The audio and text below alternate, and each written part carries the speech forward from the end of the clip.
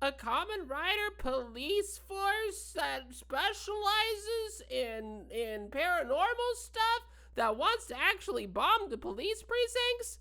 Wow, let's talk about that. And and this is where the good mythical morning opening would be.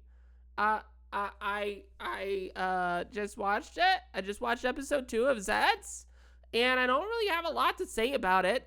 I enjoyed it for the most part. It was really cool meeting, meeting some new characters, meeting the bike man.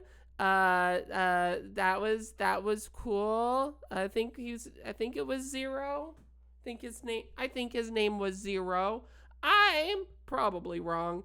I don't do so good with names at first. It takes me a while to get there. I do think it's interesting that everybody's having the same dream about the one girl, and I think there's going to be something to that down the line, and I'm actually kind of interested in where they're going to take that, because she does keep showing up in dreams, and it's been established now that she's not just showing up in one person's dreams, she's showing up in a lot of people's dreams. But basically, like, the episode is like starts with the main character, and he's being chased by a bunch of police, and then there's like this bomber who's like blowing up like a bunch of like police cars in dreams. So he tries to stop them, but it doesn't go so good. He wakes up, meets like the police officer in real life, and explains. Well, he gets kind of got. Like, I'm a little surprised that the main character didn't try to hide his belt a lot more. Like, he just like basically stuffs it in his shirt. I thought that the belt was actually like fused onto him, which I guess isn't the case. If it's not the case that the belt was fused onto him, why didn't he just put it in a backpack or something? Why did he like hide it, like smuggle it under his shirt or something? Like, it was the most conspicuous way that you could do that. It was actually a little silly. It was a little goofy. But I mean, you notice that there's like a whole situation where it seems as though the police officer in charge of like he has like a paranormal like investigation like that just consists of his office being in like his van. But like he lets on that like there might be some not so great feelings towards the general police, and that kind of foreshadows something that happens later in the episode.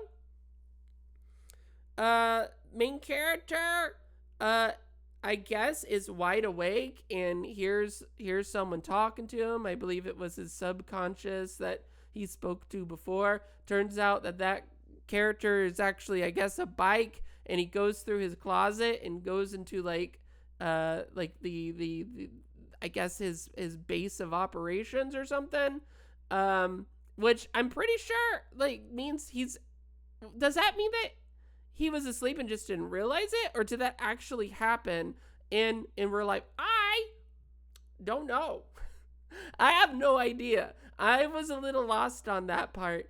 But he meets this motorcycle that transforms into like a humanoid form. Reminds me a lot of a Boom Boonger costume, but like also kind of gives me Buddy Royd vibes.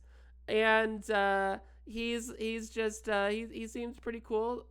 He starts to speak almost exclusive English in the dream, and I wonder what that's about. That was kind of interesting. He does this little joke where he like bends over and expects the main character to get on his back, to get on his back, and the main character's like, what? And then he goes, oh, it was just a witty joke. Which, by the way, if you have to call your own jokes witty, that's not a great sign. Except for me, I'm very witty and smart and funny and pretty and awesome and cool. Okay, anyway. So they chase down this villainous like monster bomber, and they're about to attack. He gets a sword, which that was cool, and he's about to like really go at it and fight, and then he hears from the guy that has like the really interesting haircut that, oh, I guess like the nightmares are the subconscious and like the dreams of the dreamer or something. Did I misunderstand that?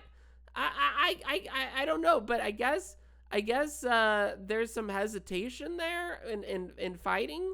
And I'm wondering if like the guy with the interesting haircut isn't necessarily bad, but maybe is actually like trying to help in some way. I don't know. I'm a little confused.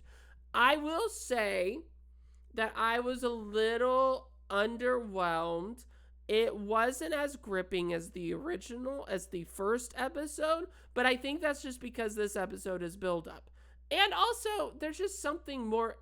Any episode that takes place at night is instantly way more interesting than a daytime than a daytime episode. I don't know. It's just more interesting that way. I will also say, seeing the base Kamen Rider form before it lights up and turns green and has like the red eyes, it's like black, and like there's this black smog that surrounds him when he morphs. It really makes me wonder what sort of like evil contraption he's actually using, because it definitely doesn't look like it's something that has like a good power, but a Kamen Rider using an evil power for good is kind of Kamen Rider 101. So I guess we'll learn a little bit more about that. The gotchas that they have, because they do have like these like gotcha little gotcha balls, like they can like twist and get like a power up.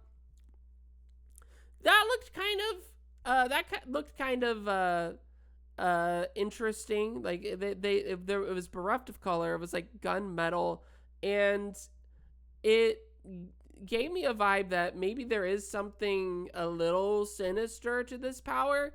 I could be reading far too much into this, but those are just my initial thoughts. Tell me in the comments what you thought. I'm an EmberlynnStar, your favorite Red Ranger, and I'm gonna space out. Oh, yes, bye, everybody.